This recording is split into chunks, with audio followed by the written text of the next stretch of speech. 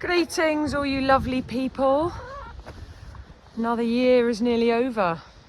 What a year it's been. Just out here with the goats and chickens. Hey Jog. Hey Dotty. Just doing some farm jobs. And I thought, what a perfect time to do my little New Year message. Oh, we got some of the cats as well. Hey Mario. Farm cats that we got. Handsome boy. That's their little cat cabin. And then we've got Dude and Chance, who have had to withstand the terrible rain and the mud and the horrible weather. Hello my handsome boy. Hello my handsome boy. You got mud up there, haven't you? Hey dude. Hey doody dude. Hello my handsome boy. Hey mister.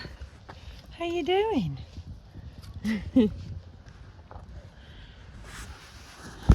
I think what certainly they have shown me, and what all animals show me really, is their resilience, their ability to withstand toughness, difficulty, change. So I thought I'd talk about resilience on my little walk and talk whilst I'm just going out around the farm. And I think certainly this year resilience has played a big part in my job. I meet so many interesting people with their dogs who seek my help to better their lives with their dogs. And some people are incredibly resilient. They're able to withstand difficulties with their dogs. They're able to withstand change. And whatever tough times are ahead of them, they stay loyal to their dog, even though their dog is quite difficult to manage, and sometimes it pushes them to their limits, and sometimes it creates a lot of emotion, a lot of challenge for them to be able to accommodate their dogs and their dog's difficulty in maybe being sociable with people, sociable with dogs. But I meet so many people that are really resilient and stick by their dog and want to help their dog, want to come and learn from me, and want to see their dog progress to being happy, to being balanced. And nothing will prevent them from going on that pathway and helping their dog become a happy, balanced dog. But then I also meet people, unfortunately, that aren't very resilient. We get a lot of inquiries about people wanting to rehome their dogs, and some behaviour in dogs is difficult to manage. I don't disbelieve that. I've got dogs in my pack and their behaviour is sometimes difficult to manage in certain circumstances. But some people are very, very quick to offload their responsibilities, to offload anything that becomes tough, becomes a challenge.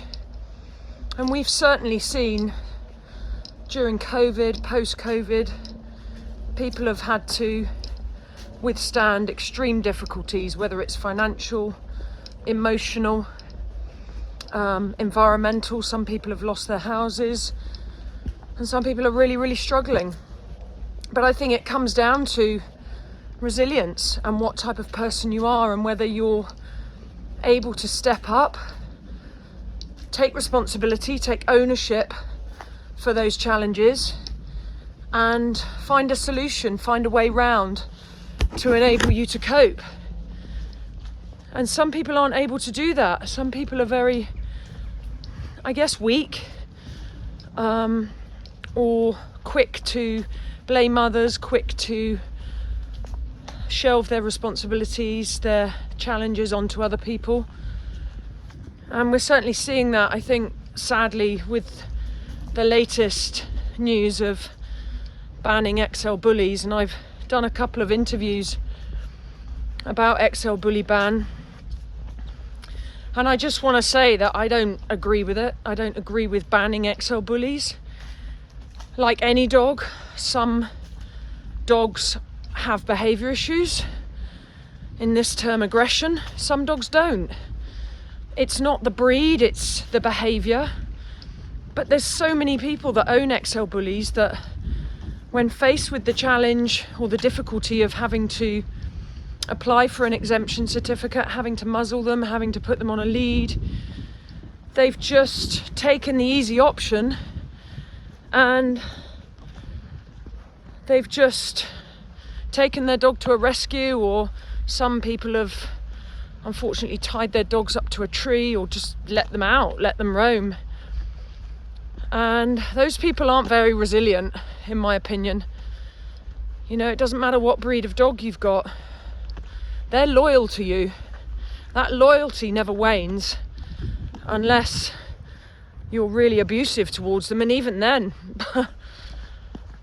it's amazing how loyal dogs can be, even if you mistreat them. But it's sad because I think we're seeing an extreme reaction from some owners. And instead of stepping up, taking responsibility, accepting change, accepting the challenge, and complying with what the legislation is stipulating, they've just gone and taken the easy option. And that's extremely sad.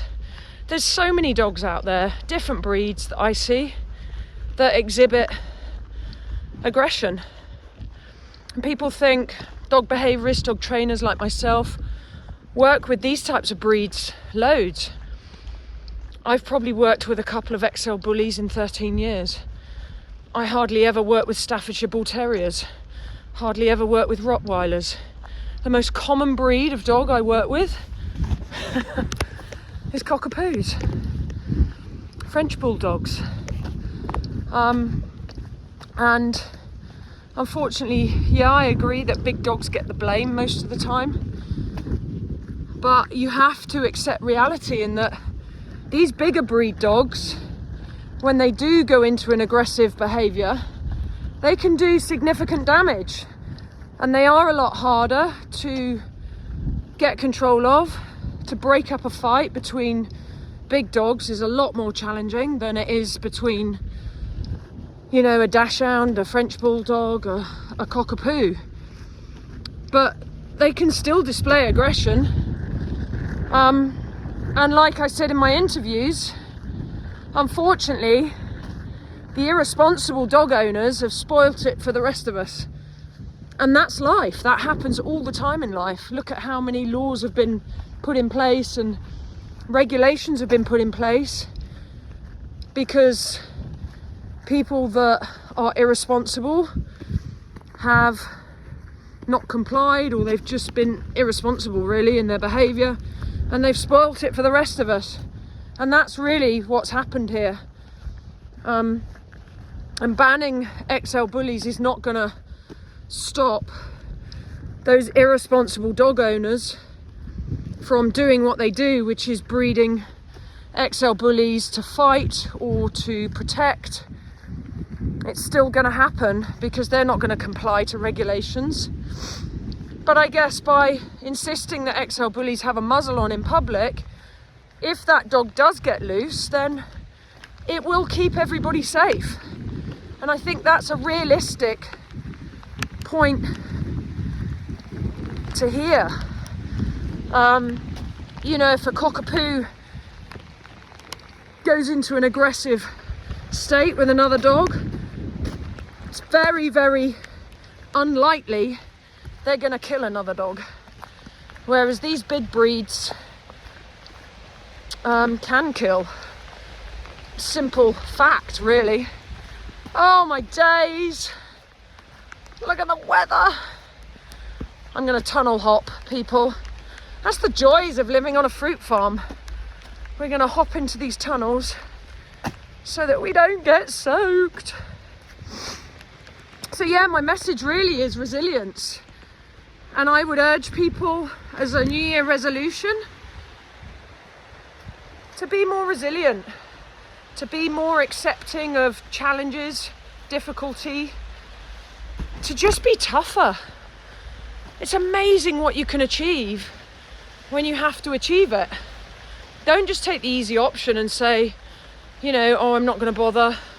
I'm not going to try that. Somebody else can do it. Just step up. Take responsibility and face your challenges, face your difficulties. And when I work with dog owners and teaching them how to be a leader to their dogs, you know, certainly dogs that are reactive to other dogs, humans have to step outside their comfort zone every time they step out the door with their dog. They're not confident to start with. They haven't got the skill set or the knowledge to start with. But in time that grows. And with practice, their dog improves. Their dog gets better. They become more confident. They become more capable. But it's hard work. And I think we're shy of hard work these days. Anything that's hard and needs time putting into it and effort, not everybody is gonna take on that responsibility or that challenge. They're just gonna take the easy option, and unfortunately that's why we're seeing so many dogs being rehomed. Rescue centres are really struggling because irresponsible people that aren't loyal to their dogs, they just, when it gets difficult, they take them to a rescue. I've got some dogs who, when I have people round in the house, I might have to have a muzzle on, I might have to have a lead on them. I'll have them out for a period of time so that they can learn to socialise with people. They can learn how to cope and function in challenging situations. Dogs are so resilient. They learn. It's tough, but they learn. And then, you know, I might pop the dog away in another room or a kennel so that they can just have the pressure taken off them for a little bit. Is it hard? Yes. Does it take time? Yes. Is it sometimes inconvenient? Yes. But I made a commitment to that dog. When I accepted them in my pack, I made a commitment that they would live with me. I would look after them, I would care for them, and I would also help them grow into becoming a more balanced, happy dog. That's my commitment to them. So, lovely people, on New Year's Eve, I would say in 2024, try to be more resilient if you're not. Try to step up, be confident, accept change, accept challenge, accept difficulty. There's always a solution to everything. You've just got to think outside the box. You've just got to believe, and you've just got to stay strong. But also make sure every day there's a bit of light and laughter into your day. Enjoy life, but make time to set yourself some goals, make time to make changes, and make time for your dog. Help your dog become a happy, balanced dog. Don't just offload them. Alrighty, people. Have a fabulous evening. Stay safe. And I will catch up with you in 2024. Alrighty, guys.